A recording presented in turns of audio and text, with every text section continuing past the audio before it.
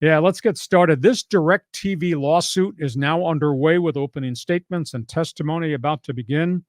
I talked to somebody who's got legal contacts within the NFL, and the general consensus from people is the NFL is going to lose this antitrust lawsuit. Now, it would be appealed, and then we'll see what happens upon appeal. But the lawyers that I exchanged information with are of the opinion that the NFL was involved with collusion. Okay, and the background on this, NFL has the TV contracts with the big networks, the CBSs and Monday Night Football and ESPN and ABC and Fox.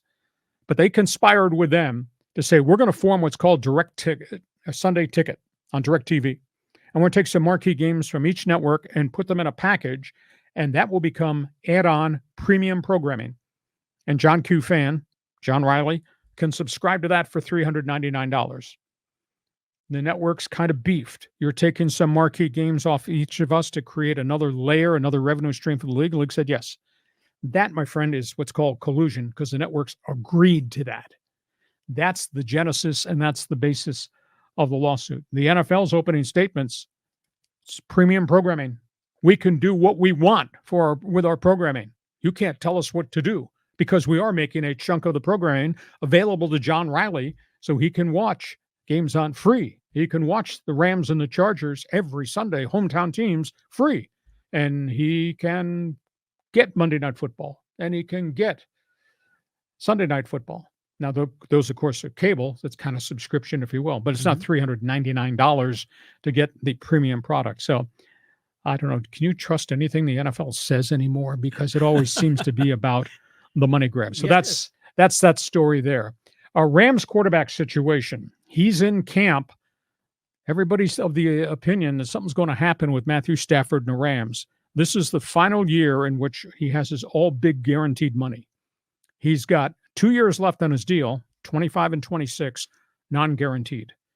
If he suffers some type of catastrophic injury, he could be released at the end of the season. He'd have no money at all. And his theory is, I'm laying it on the line. Every quarterback in the league is under a multi-year deal, some of it guaranteed in years 2 and 3 and 4. I want that in 25, 26, or 27. And at this point, the Rams have not had any conversations about that. There's some theory out there that he might not be coming to camp.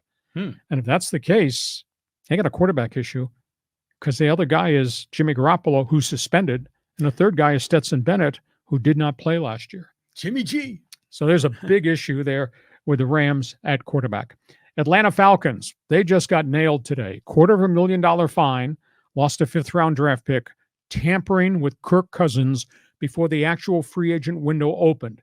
You know, we were all shocked that Cousins, snap of the fingers, first day of free agency, committed to a mega contract in Atlanta. Atlanta, they're terrible. He went there for the payday because the groundwork was laid before the window actually opened, so the Falcons got killed. $250,000 fine. That's pretty stiff. Luckily, they didn't get number 1 draft pick stripped away from them. We wound up being number 5. Cousins has been told that he'll be ready. Green light go for everything football related July 23rd when their camp opens. Michael Penix, 8th pick in the first round, surprise pick, University of Washington, took every snap with the number 1 unit, every snap from the rookie camp through the veterans mini camp. And they were pleased. They think he's really fast forwarded, but Cousins is going to be back.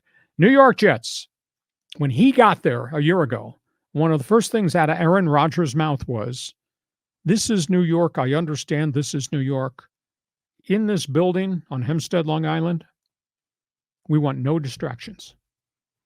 This is about football. No distractions, no agendas, etc. And what does he do? He gets hurt. What does he do? He does not show up for the veterans minicamp. He's on vacation, traveling abroad, Europe or Greece, but no distractions. New York media is just losing its mind. They should be. But the Jets told them, we knew this was planned. That's why he was here for every one of the OTAs and the rookie camp. But now the most important camp with the entire roster on the field and the playbook installed, he's not there. Different set of rules for Aaron Rodgers, I guess, compared to the rest of the world. And this is an interesting story in Pittsburgh. The new quarterback is Russell Wilson. And he just praised the new offensive coordinator, Arthur Smith, who had come from Atlanta. He says, I've revived my career in the last 8 to 10 weeks with Mike Tomlin, whom he really regards as a head coach and just got an extension, and with Arthur Smith. So he's all excited just about that situation. So those are the NFL storylines. John, $399. You don't think there was collusion? Because I tell you what, these lawyers that I kind of canvassed who know the knowledge of this information in the background, they do think it was collusion. Well, you were saying that it's collusion because the networks agreed, but I thought the networks like ESPN and Fox and CBS, they were upset that they were taking those marquee games away and putting it behind a paywall. So I don't get it. I mean, to me, collusion, whenever you see this, it's not just in sports, but anywhere in the world of the economy, it's arbitrary. There is no specific objective criteria to determine if someone has a monopoly in a particular market. And so I just think this is nonsense, because if the NFL wants to put certain marquee games, they had games on Peacock last year, is that collusion? It costs us $5, and by the way, we don't have like a constitutional right to see the NFL for free. I mean, frankly, even when we get it for quote free, we're still paying Cox Cable or, whoever the cable TV outlet is. So I just think this is a bunch of crap. So I say, I hope the NFL loses this case. But to the other points on the other guys, Aaron Rodgers, that's ridiculous that he's not there. He's probably still flirting with Trump to be the VP. And then I love the story about the Steelers. I just think that's special. I mean, if Russell Wilson could turn back on and become this cool quarterback, and they do something creative with Justin Fields, that would be a really fun team to watch. Yeah, and Pittsburgh's got heavy-duty running game, and he did not have that. Not in Denver, and obviously towards the tail end of Seattle. So I'll be fascinated to see how he does, but he was raving about Arthur Smith, and Arthur Smith, as a head coach in Atlanta, struggled a little bit because of injuries, but man, he had firepower and people that they moved the football up and down the field. So this is going to be fun. One other football